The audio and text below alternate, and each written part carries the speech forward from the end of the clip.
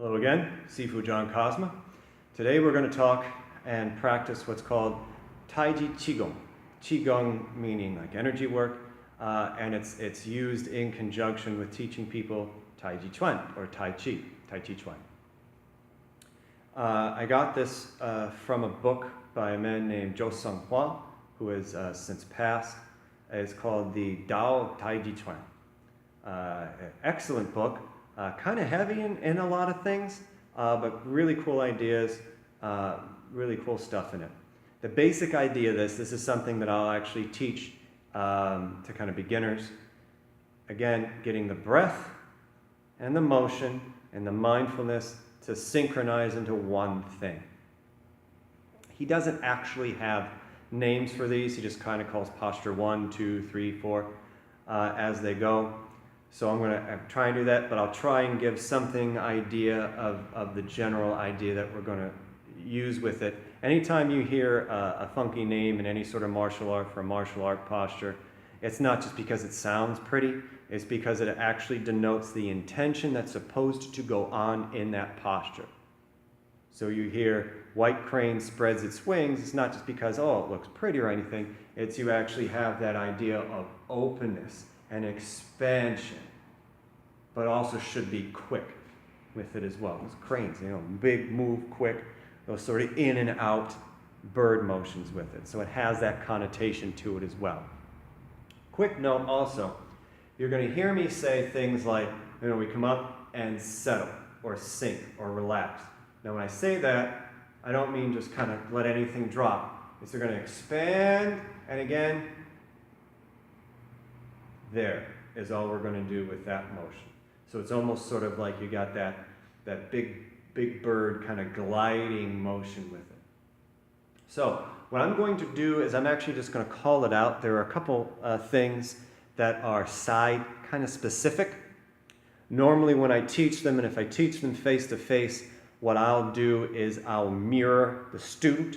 So they'll be doing kind of not necessarily the appropriate side, but the side that's called for from Jou Tsung Hwa. But what I'm going to do is I'm just going to demonstrate it as opposed to mirror it for you, but I'll call it out the way it's supposed to be. I get a little confused left, right myself, so do the best you can. No weird spirit's going to come down and smite thee because, oh, you did something off once or twice. It's okay. So, again, we're going to use breathing number 2. So we breathe in, pull in the center, the lower abdomen, breathe out, expand. Breathe in, breathe out. For those of you who have seen some of my other videos, this would be the postnatal breathing. For some of them with the classroom videos, like I said, breathing number 2. We want to remember our posture as well.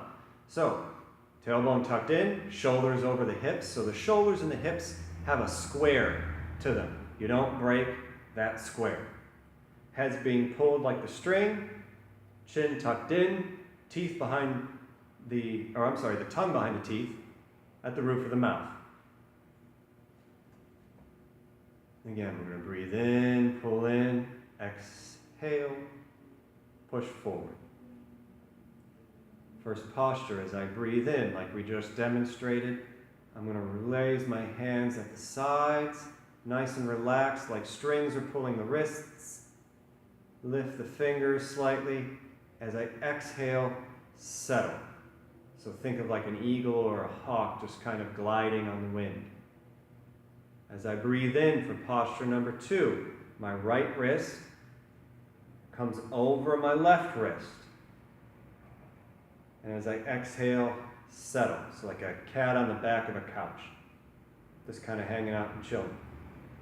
I'm going to breathe in. My arms come down past my hips. I'm not releasing them, and I'm bringing them back up. Palms first, like you're holding a really big book. I'm going to breathe in, open to the sides.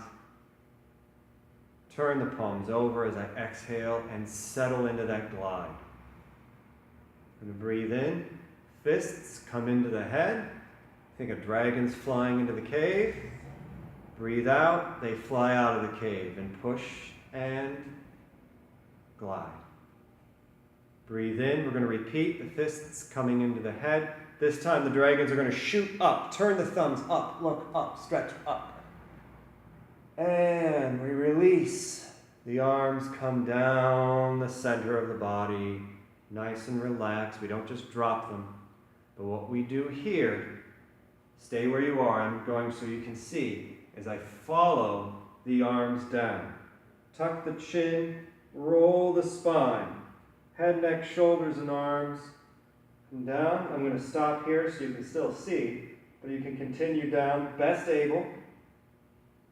Then you bring the body back up. Nice and slow. Stacking the spine. We're trying to create space between the vertebrae. Now we're stacking it back straight. We return to our posture, and I'm going to bring my palms up in front of my chest. I breathe in and I sink gently. I breathe out. My left hand pushes up. My right hand pushes down. Look up, turn the fingers. You want to act like you're separating the floor and the ceiling.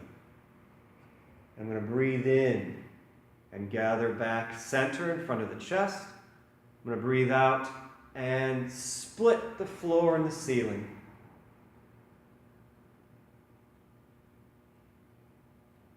And as I breathe in, I open my hands again at the sides, that hawk gliding.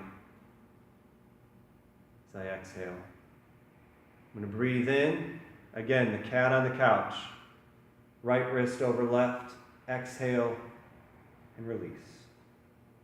And let the arms fall slowly and gently, naturally, back down to the sides. So, this is Jou Tsung Hwa's Taiji Qigong. You can do all sorts of cool stuff with it. You can just keep looping it again and again and again and again if you like. You can also make it where you're repeating each individual thing multiple times. So you can even think open, hang on. You can let it drop down and come back up. Or you can come in and then expand, back out, come in, come down, back and up. You know, breathe in and out, back and up. You can repeat this multiple times. This one and some other Qigong routines you're going to see repeated multiple times. You can do all sorts of cool stuff with it, depending upon what you want to do, how much time you have, what you're feeling with it as well. But that's the basic for Jou Tsung Hwa's Taiji Qigong. Thank you, and we shall talk to you next time.